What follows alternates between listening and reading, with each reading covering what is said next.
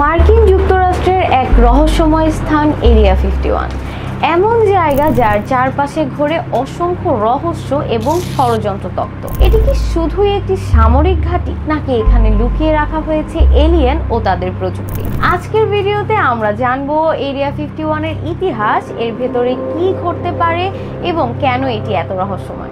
Area 51 হলো মার্কিন যুক্তরাষ্ট্রের নেভাদা মরুভূমিতে অবস্থিত একটি অত্যন্ত গোপন সামরিক ঘাঁটি। এটি 1955 সালে প্রতিষ্ঠিত হয়েছিল এবং মূলত নতুন যুদ্ধ বিমান ও উন্নত প্রযুক্তির পরীক্ষা চালানোর জন্য ব্যবহৃত হয়। এখানে বিশ্বের প্রথম স্টেলথ ফাইটার F-117 নাইটহক এবং U-2 স্পাইন প্লেনের পরীক্ষা চালানো হয়েছিল, কিন্তু সরকার বছরের পর বছর ধরে এই অস্তিত্বই স্বীকার করতে চায়নি। ষড়যন্ত্র তত্ত্বগুলো আসলে শুরু হয় 1947 সালে রসওয়েল ঘটনাকে কেন্দ্র করে। তখন বলা হয়েছিল একটি UFO ভেঙে পড়েছে এবং সেটি ধ্বংসাবশেষ গোপনে এরিয়া 51-এ নিয়ে যাওয়া হয়। অনেকে মনে করেন এখানে এলিয়েনদের দেহ এবং তাদের উন্নত প্রযুক্তি পরীক্ষা করা হয়। 1989 সালে বব লাজার নামের একজন ব্যক্তি দাবি করেন যে তিনি এরিয়া 51-এ কাজ করেছেন এবং সেখানে এলিয়েনের মহাকাশযান নিয়ে গবেষণা করা হচ্ছিল। তবে বাস্তবে এরিয়া 51 শুধুই এলিয়েনের গবেষণার কেন্দ্র নয়, বরং মার্কিন সামরিক বাহিনীর জন্য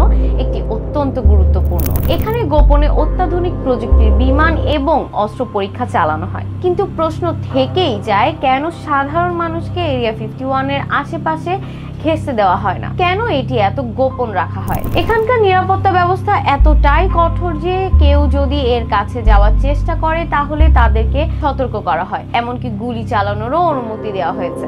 অনেকে দাবি করেন এখানে এমন কিছু গবেষণা চলছে যা সাধারণ মানুষ জানলে আতঙ্কিত হয়ে পড়বে। হয়তো এটি শুধুই সামরিক গবেষণা, অথবা সত্যি এখানে কিছু এলিয়েন প্রযুক্তি লুকিয়ে রাখা হয়েছে। 2019 সালে হাজার হাজার মানুষ স্টর্ম এরিয়া 51 নামে একটি ইভেন্টের মাধ্যমে সেখানে ঢোকার পরিকল্পনা করেছিল। যদিও সরকার তাদের ঢুকতে দেয়নি, তবুও এটি প্রমাণ করে যে মানুষের কৌতূহল এখনো শেষ হয়নি। নাসা বা মার্কিন সরকার এর ব্যাপারে কতটা সত্য বলেছে সেটি আমরা নিশ্চিতভাবে জানি না। তবে এই কথা সত্য যে এরিয়া 51-কে ঘিরে রহস্য আর ষড়যন্ত্র এখনো মানুষের আগ্রহের কেন্দ্রে রয়েছে। আপনার কি মনে হয়, এখানে কি সত্যি এলিয়েনদের প্রযুক্তি লুকিয়ে রাখা হয়েছে, নাকি এটি শুধুই সামরিক গবেষণার কেন্দ্র?